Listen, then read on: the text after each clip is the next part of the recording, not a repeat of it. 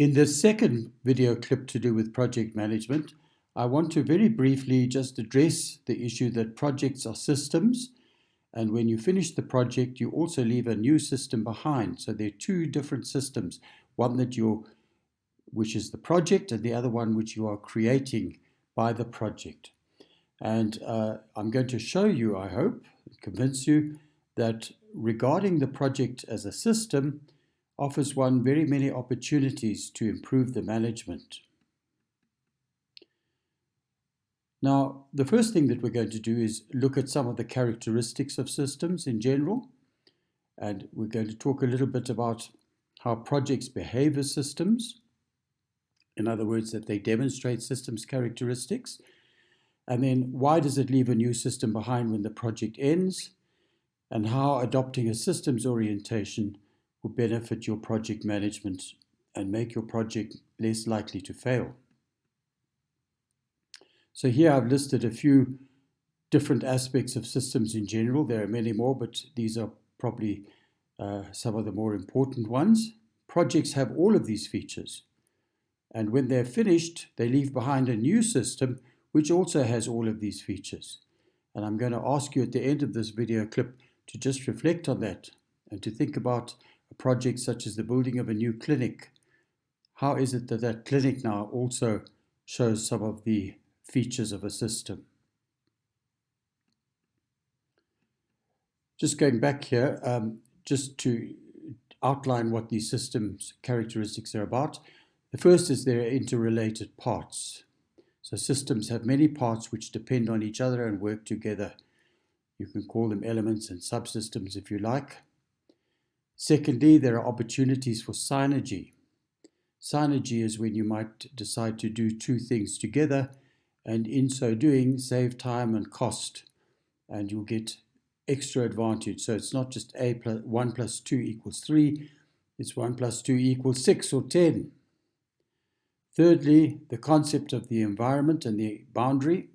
What is the environment? Well, in systems thinking, the environment is all that stuff which can influence your system, but over which you have no control or very little control. So you may have, for example, a project and it's working in an environment in which you have no control over the exchange rate or political changes. And all these things can influence your project, but you as the project manager have got very little influence over them. Now, the boundary is that border between what you can and can't easily control. Unfortunately, projects are mostly open systems, and so they are very prone to influence from outside. Next is the concept of feedback and homeostasis. In systems, there is a natural system of regulation. I'm going to show you that all these things apply with projects as well. And finally, the one that I've chosen here is that systems usually are prone to constraints. There's a limit to the resources available, to what can be done, and there's often conflict within the project over how these resources are applied. Now, applying the systems approach to projects, this is not just academic knowledge or information about your project, it actually gives us opportunities to strengthen project management. For example, let's take interrelated parts. How does knowledge that our project consists of interrelated parts help us to manage the project? Well, we need to manage the interdependencies. We need to identify which are dependent on others, and we need to manage those relationships. What about synergy? How does synergy help? Well, we need to actively go and look for synergies. They don't usually pop out in our face.